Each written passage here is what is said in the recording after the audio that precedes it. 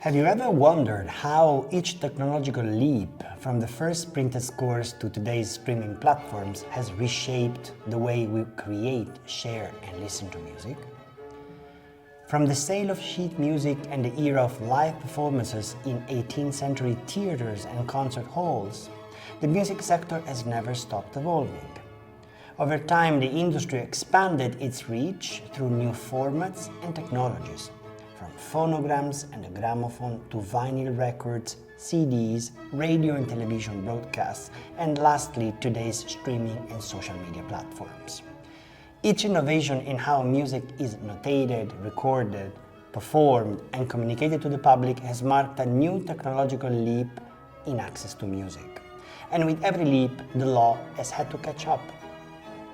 I'm Professor Giuseppe Mazziotti. I'm the coordinator and principal investigator of the Fair MusE project, and with me is Crisula Signola, research associate and member of our Law Research Hub.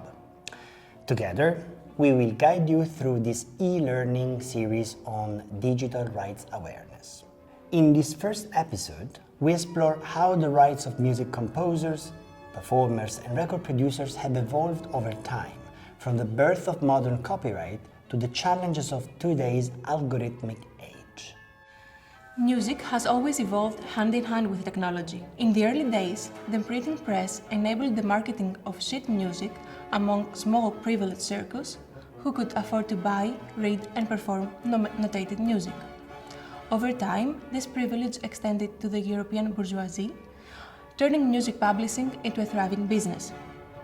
Then came the Industrial Revolution with two key inventions: the phonogram, created by Thomas Edison in 1877, and the gramophone by Emil Berliner in 1887.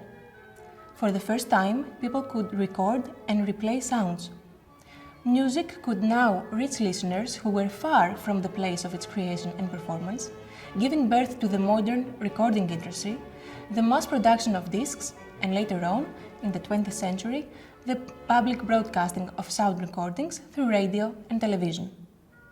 To understand the current state of the art in the domain of authors' rights and other rights related to copyright, we shall travel back for a moment to 18th century Europe in the Age of Enlightenment. It was at that time that the modern idea of authorship as a condition, a human condition to be protected under the law, first took shape. In England, the Statute of Anne of 1709 marked a turning point. Before that, book publishing in England was controlled by royal monopolies granted to printers and booksellers. For the first time, the Statute of Anne recognized authors themselves as holders of exclusive rights in their works, at least for a limited period. Shortly afterwards, in post-revolutionary France, a different but equally influential idea was emerging: the author as a creator whose work reflects his or her own personality. This way, early French copyright legislation paved the way for the codification of moral rights, protecting the personal, non-waivable bond between an author and her own work. Together, this tradition influenced the establishment of modern copyright laws across Europe and, through their political and cultural influence, in the rest of the world. By recognizing authors as owners of their works, copyright laws started supporting their economic and artistic independence. As the 19th century unfolded, literary and artistic works, including music, began to cross borders more easily. But copyright laws remained firmly territorial and therefore limited in their geographical reach. The necessity to protect intellectual creations on a cross-border basis and to protect authors, especially writers at that time, regardless of where their creations were exploited commercially, led to the adoption of the Berne Convention for the Protection of Literary and Artistic Works in 1886. Signed by 10 contracting parties and revised multiple times until 1971, and administered by the World Intellectual Property Organization, the WIPO, this convention remains the cornerstone of international copyright law, having been ratified by 182 countries in the world. The Berne Convention assumes that copyright laws and creators' rights are territorial, even though the arts themselves are inherently cross-border and universal. In doing so, the Berne Convention established minimum standards for protection of creative works that the Convention's parties should grant to authors on grounds of the reciprocity.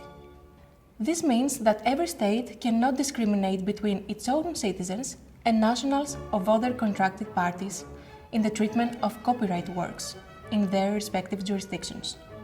The Berne Convention also placed specific emphasis on one key right, the right of reproduction, which was at the time the main form creative works were commercially exploited.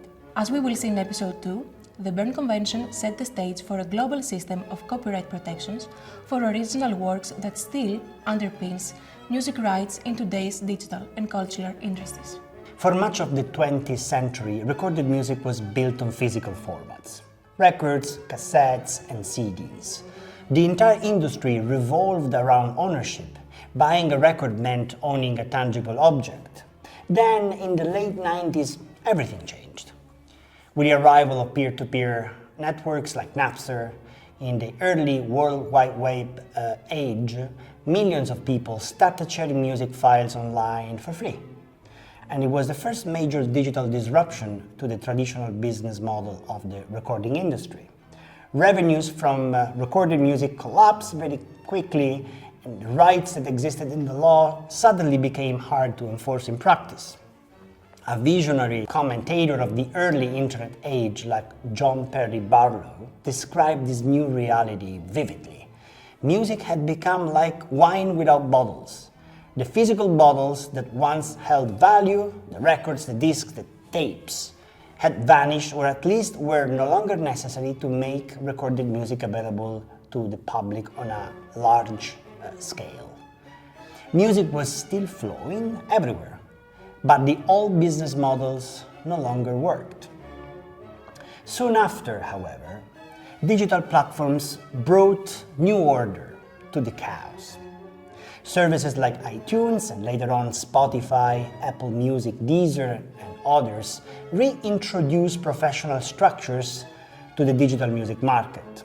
At the same time, YouTube was the first mover in what we call today social media industry, starting to enable internet users to upload and share their own content. All these services were not built on the concept of ownership, but rather on access. Listeners no longer collected albums, they streamed songs. Today, streaming and social media platforms dominate the way we discover and consume music. Algorithms now act as the new gatekeepers, deciding which recordings and songs rise to visibility and which remain unheard. This algorithmic mediation has brought new opportunities for global reach, but also new inequalities. Who gets discovered and who gets paid now depends on data flows, playlist placements, and opaque recommendation systems. That's where the Fair Muse project comes in.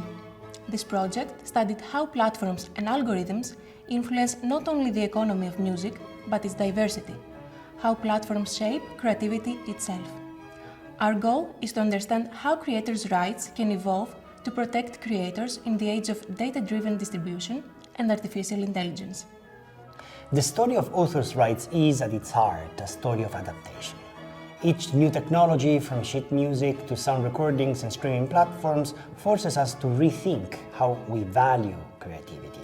Yet one goal persists.